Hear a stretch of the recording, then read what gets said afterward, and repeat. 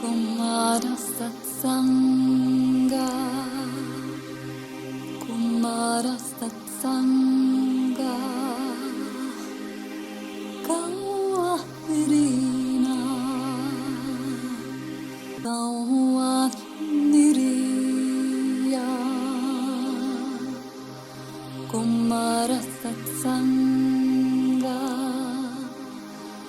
Kumara Satsanga.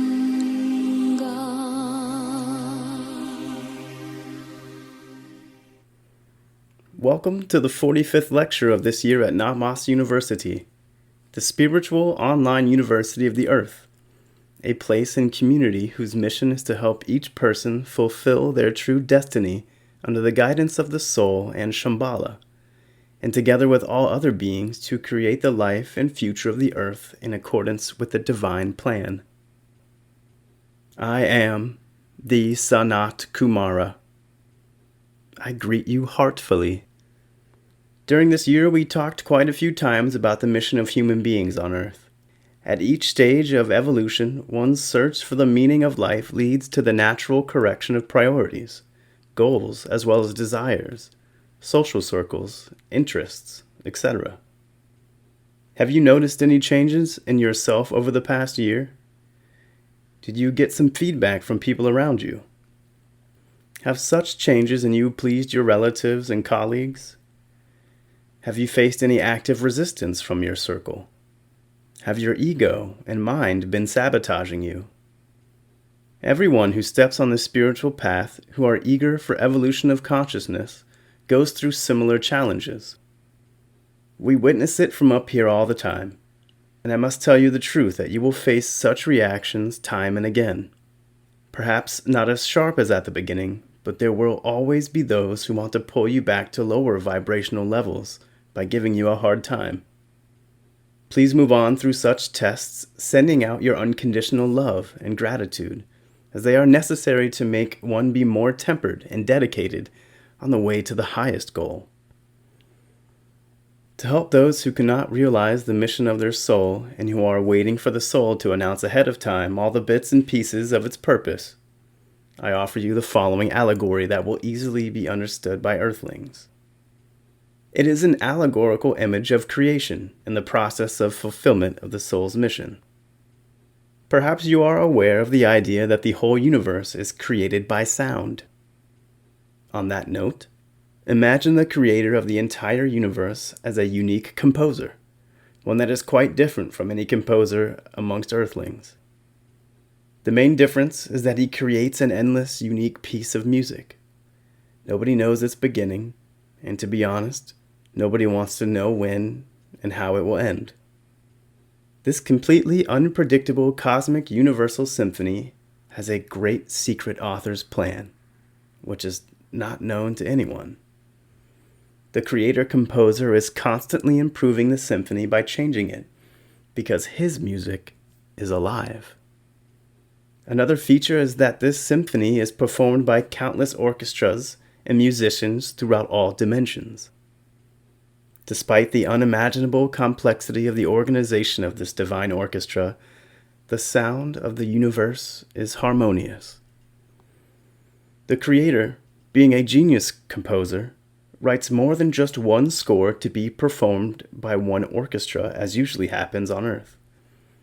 He creates an infinite number of live scores for all orchestras that consist of all the beings of the universe in all forms and dimensions. It is impossible for the human mind to grasp such a great picture. Let's focus on the part of the universe which you live in. Planet Earth also performs its part of the universal symphony. The music of the planet is extremely important for the creator and the overall sound of the universe. The creator creates a special musical composition for the Earth and passes on the score for the Earth Orchestra to the chief conductor of the Earth. Assume that the creator appointed me, the Sanat Kumara, as the conductor of the orchestra of planet Earth, which includes all 5 kingdoms of nature represented at the Council of Shambhala. They help me and the inhabitants of Earth to harmoniously perform the melody of the Earth as a part of the symphony of grand orchestration of the universe. The first time the Creator gave me a score for the Earth Orchestra many millions of years ago, it was very different from the one that now lies in front of me. At that time, the Earth was in a very difficult situation because people refused to perform music conceived by God. They decided rather to perform their own orchestra. They decided to play their own solo concerts that were not in tune at all with the united sound of the universe's symphony. This brought the Earth to a point that it might cease to exist, due to the cacophony and chaos that Earthlings spread throughout the universe due to such a disharmonious sound. The musical composition for the Earth, and therefore its mission, changes in accordance with the current evolutionary level of the planet itself and its inhabitants. You already know that the mission of planet Earth for the near future is to become the spiritual university planet of the galaxy, which I spoke about in the 6th lecture. It is important to understand the plan that your soul's mission is a part of. The Earth is a place of meeting, learning, and practicing the manifestation of divine qualities throughout the 3rd and 4th dimensions. It is a place where one can advance significantly by uniting everything that has already been created and achieved by the soul. So in front of me lies a modern score of divine music, which is to be performed by the Earth Orchestra, where every musician, including you, my dear friend, have their own role, instrument, and part of the musical composition to be harmoniously played in tune with all other musicians. As a conductor, I see the whole score and how it constantly changes according to the Creator's will. That is why I ask for your attention, to listen to my requests and tips on how to move towards personal mastery in the performance of your musical part in this divine symphony. We hope you acquire the necessary skills and knowledge to realize your mission and to fulfill it. Life always gives time and creates conditions for rehearsals and training. The conductor of the Earth Orchestra wants to bring to your attention the preparation going on for the most important performances, which serve as tests of our maturity. The rehearsal time passes very quickly. Together, we perform an endless piece of music created for the whole universe and for each of us. It's alive.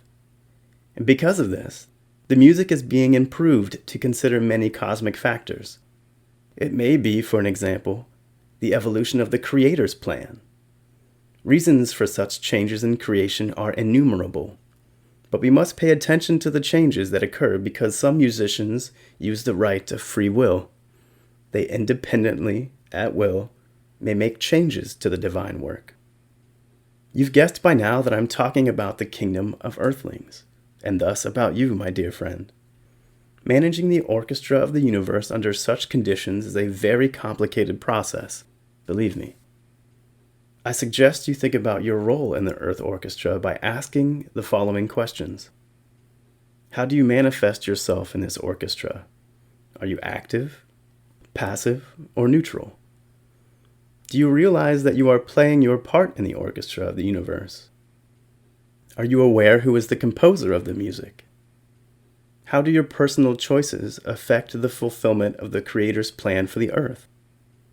Do you like to play your part in a way that harmoniously merges with the divine music? Are you good at it? Did you know that there is a conductor and that his assistants are there to help you? Do you ask them for help? How often do you check your performance for compliance with what the conductor has asked you to do? What is your relationship with fellow players in your orchestra? Do you respect their right to play next to you? I recommend that you ponder these questions as honestly as possible.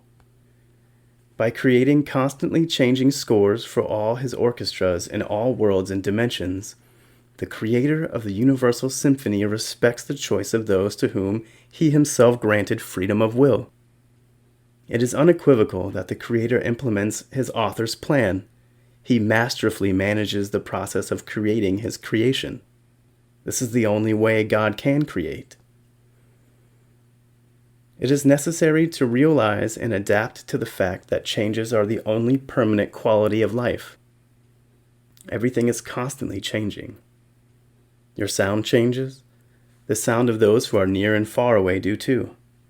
Therefore, the way that you can fulfill your mission best is constantly changing. Understanding the allegory that I have proposed, you have probably already realized why it is fruitless to wait for someone's explanation regarding the unchanging mission of your soul. Hence, it is alive.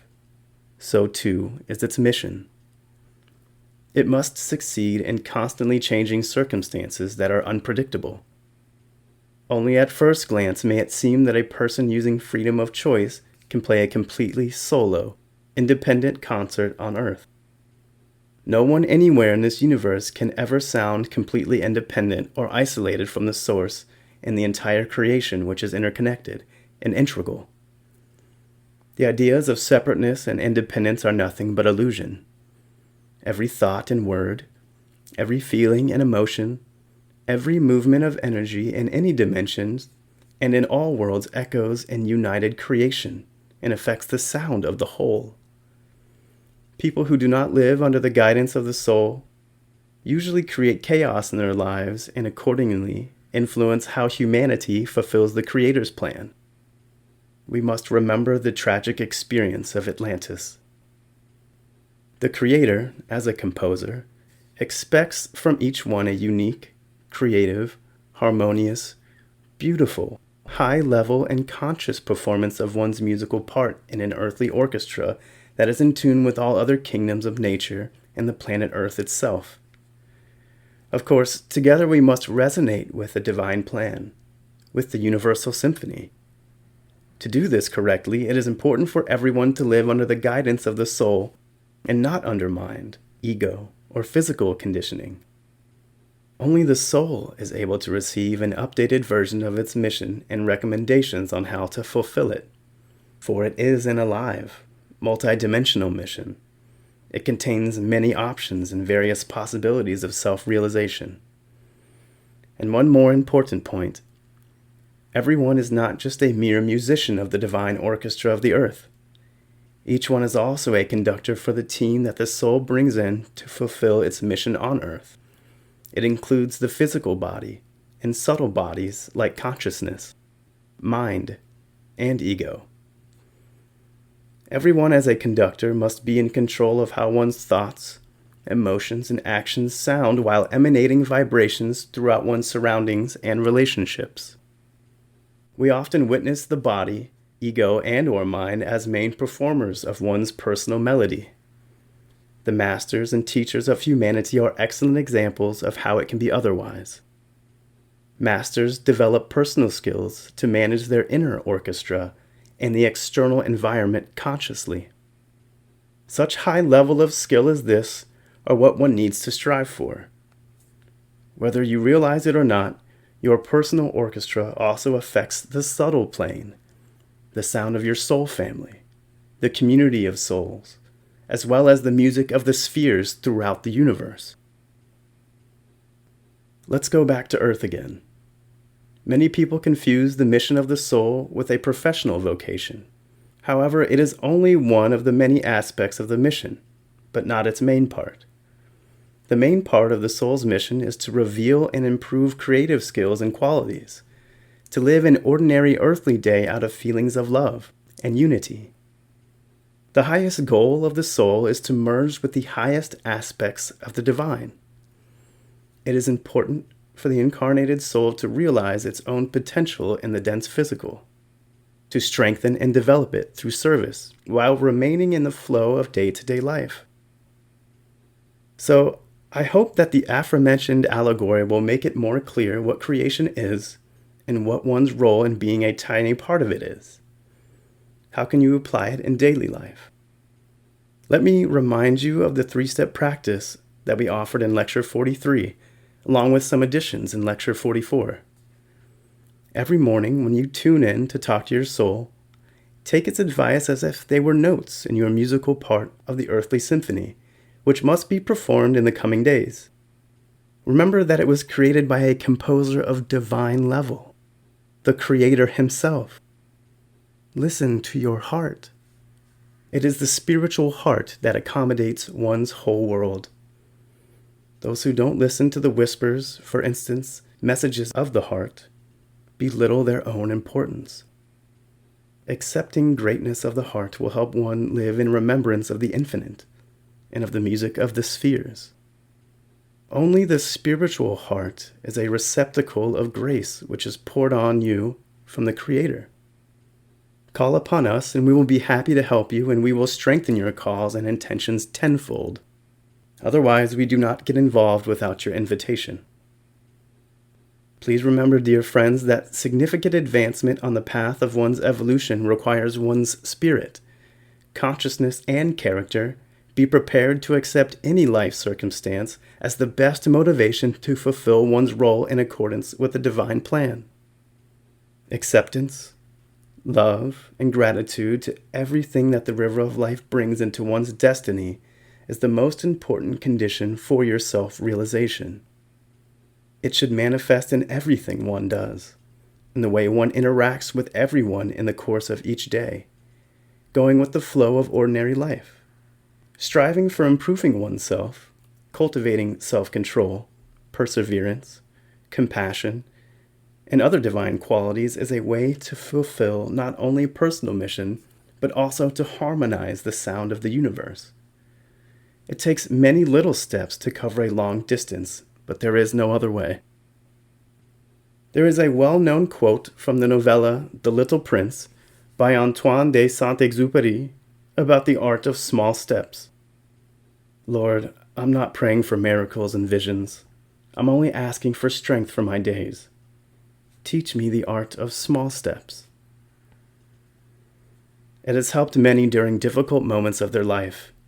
It's worth reading again and then to ponder over who pronounced such great wisdom through Saint-Exupéry. Pray to the soul to take control over your life from now on. I bless you all for this to happen. I want to extend my special thanks and congratulations to KATHARINA ADARI for the divine healing vibrations of her voice containing my call to oneness in the opening and closing parts of the podcast. The English language edition of Volume 3 of the Chronicles of SANAT KUMARA, Unity in the Vatican, will be available in the second half of December. We will announce a more precise date on this podcast. Also, check out the Namas University website. This was the Sanat Kumara. This message was received by Alla Ravenko in Russian, translated to English by Igor Ravenko, and voiced over by Joel Cameron Pennington.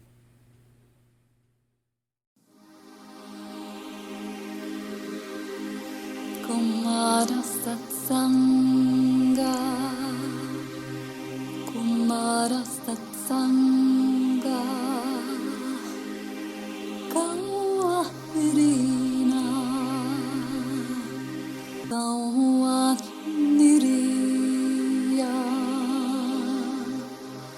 Kumara Satsanga, Kumara Satsanga.